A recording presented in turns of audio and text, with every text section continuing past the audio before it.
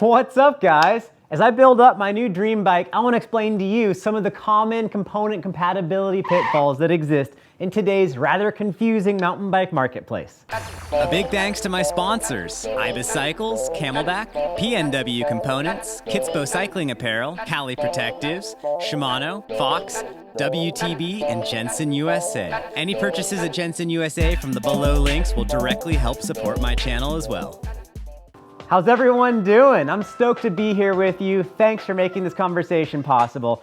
I just got back from a super fun weekend down in Arizona, riding some super rad rocky trails in the sun.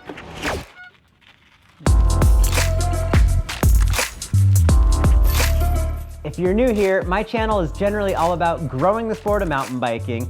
And from my experience as a professional rider and working on the supplier side of the industry for over 10 years, I want to shed a little bit of insight into some of the more confusing aspects of the tech side of our sport. Today's complete mountain bikes are the best they've ever been.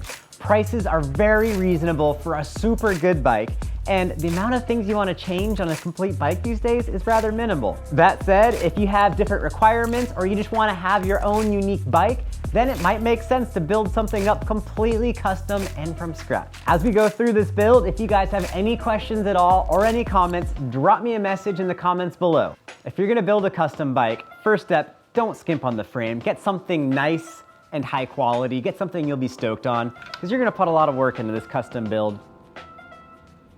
Another thing to be sure of, get a frame that has a shock on it that you actually want to ride, because trying to source a shock separately from the frame can be quite a complicated subject. The reducers can definitely be hard to find, but to be sure you order the right size shock, and there's many different sizes out there, and then the shock tune can often differ from an off-the-shelf stock rear shock to what a frame manufacturer might spec on their bike OEM. Now, when you're picking out a fork, definitely keep your fork within about 20 millimeters of travel or so as what the frame is. In this instance, I have a 160 millimeter travel fork for my 153 millimeter travel frame. Now here's a quick pitfall, your steerer tube on the fork. Most modern mountain bike trail frames use a tapered head tube, and older straight steerer forks can easily be adapted to fit on that tapered head tube. However, you cannot fit a straight 1.5 steerer fork on a tapered steerer tube frame, and you can't fit a tapered steerer fork into an 1.125" straight steerer frame. So pay attention to what kind of head tube your bike has and to the steerer tube that's on your fork. Final fork pitfall, the steerer tube length needs to be sufficient so it can fit on your bike. If you're reusing an old fork or buying a used fork, be really careful you don't end up with too short of a steerer tube. Choose your headset and utilize the fit guide from your frame manufacturer to be sure you order the right size headset. There's a ton of different headset sizes available, and pitfall, oftentimes manufacturers will use different sized headsets across their entire range. So model A will use a different headset than will model B. Double check your headset size before you order.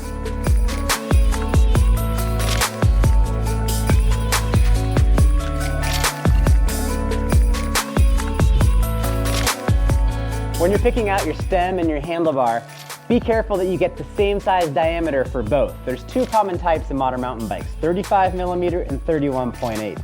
For what it's worth, all of my bikes have 31.8 handlebars and stems, and I'm happy with every single one of them.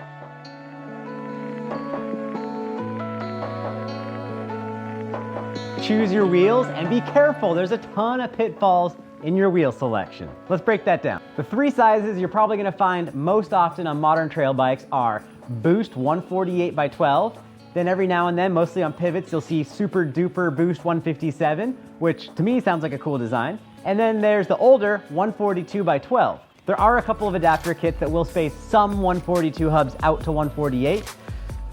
They don't exist for every type of hub out there. And I'm not sure in adapting hubs up to 157, I believe it's not actually possible. Modern mountain bike forks are usually either 15 by 100 millimeter, fairly standard, or they're Boost 15 by 110. Older, more free-ridey setups can be 20 by 110, and modern, more downhilly setups can be Boost 20 by 110, and that's not compatible with non-Boost 20 by 110. Now, yet another pitfall with your wheel choice. So free hubs, this part here that the gears slide onto, there's several different types out there. It used to be you had Shimano 9, 10, 11 speed, and you had SRAM XD. Now Shimano has a 12-speed free hub that's yet different. And now this thing's starting to look like a bike. Decide which kind of... You cooked dinner? It's ready. Dinner's ready? What did you make for dinner?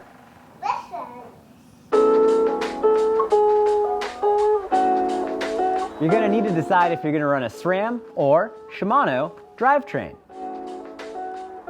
Next, you'll need to decide how many gears you're gonna have on your bike. Modern mountain bikes use one chainring in front, so you don't need to worry about having a front derailleur. Getting more specific, you wanna have all your drivetrain components compatible with the same amount of gears. For example, I'm using an 11-speed drivetrain. So I've got an 11-speed shifter, rear derailleur, cassette, chain, and chain ring. One part that I feel is essential for a proper mountain bike is a chain guide. Now, if you're gonna run a chain guide, be sure you have the necessary ISCG adapter for your bike. This is gonna fit right around the bottom bracket shell. Boom.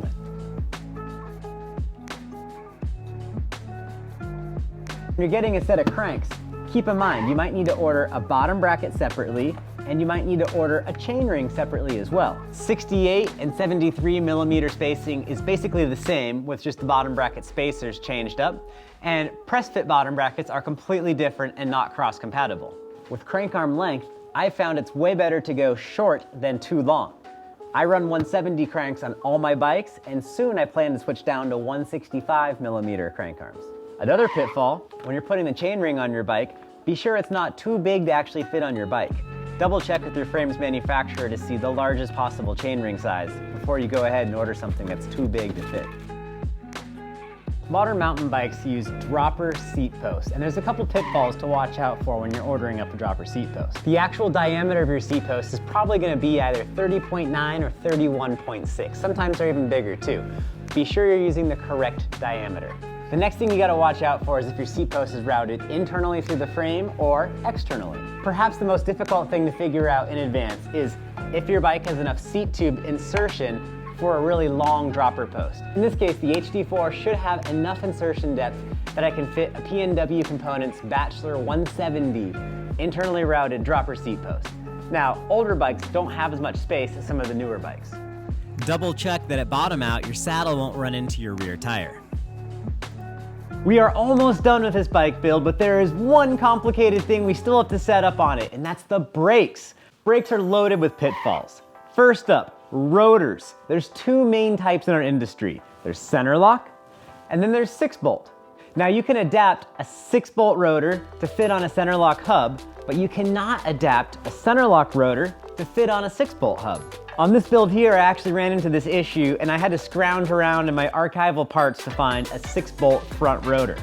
This led me to find another pitfall I wasn't expecting, and that's that a 20 millimeter post-to-post adapter did not actually clear the 203 rotor.